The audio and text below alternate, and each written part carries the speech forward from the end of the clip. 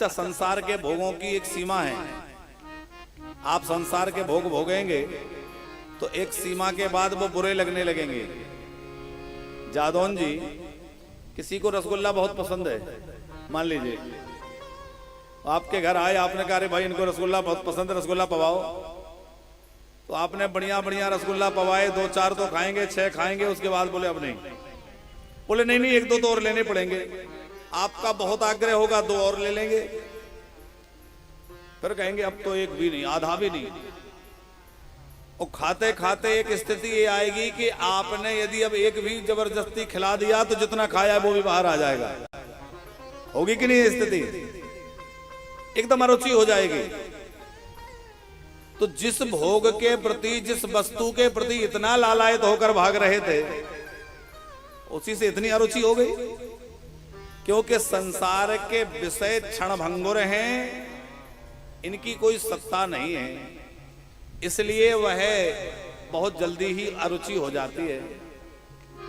लेकिन भगवान की कथा ये ऐसी है, भगवान का नाम ऐसा है कि जितना इसका रस लेते जाएंगे, इसको जितना अधिक पीते जाएंगे, उतना ही आनंद और रस बढ़ता चला जाएगा।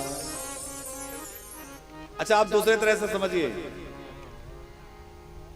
सिनेमा जब कोई नई फिल्म आती है तो पहले दिन हाउस फुल जाता है, बड़ी भारी भीड़ होती है, और धीरे धीरे धीरे धीरे भीड़ कम होने लगती है, और एक दिन ये आता है कि बहुत भीड़ कम हो गई, तो फिर उसको बदलना पड़ता है।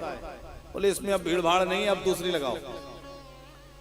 और भगवान की कथा में उल्टा होता है, पहले दिन भीड़ भाड़ कम रहेगी, अगले दिन थोड़ी और बढ़ेगी, फिर उसके अगले दिन और बढ़ेगी, और 7वें दिन तो हालत ये रहती है कि पंडाल में पैर रखने की जगह नहीं। होता है कि नहीं? जो संसार की चमक धमक है वो आरंभ में तो अच्छी लगेगी, पर धीरे धीरे वो घटती जाएगी, क्योंकि उसका क्षरण होना प्रारंभ हो जाता है। और भगवत प्रेम जो है, भगवान की कथा जो है, भगवान का नाम जो है, इनका रस, इनका आनंद बढ़ता चला जाता है, बढ़ता चला जाता है, और वो अनंत की ओर ले जाता है। स्वामी अखंडानंद सरस्वती जी एक बात कहते थे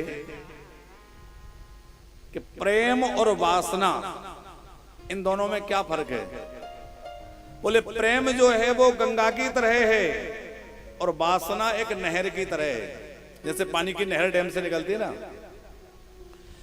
नहर जहां से निकलती है वहां बहुत बड़े रूप में रहती है, और धीरे धीरे छोटी होती जाती है, छोटी हो जाती है, और एक जगह ऐसा आता है कि वो समाप्त हो जाती है।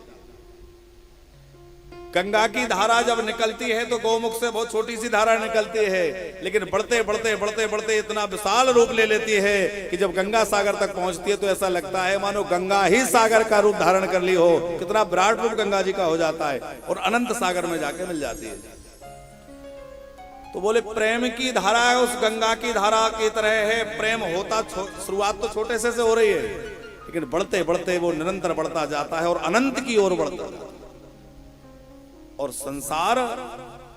संसार के सुख, संसार के साधनों से मिलने वाले वह सुख आरंभ में तो बहुत लग रहा है, लेकिन धीरे धीरे समटते समटते वह समाप्त हो जाएगा। तो सौनक जी के कथा प्रेम को देखकर सूत जी कह रहे हैं तुम बड़े कथा रसिक हो।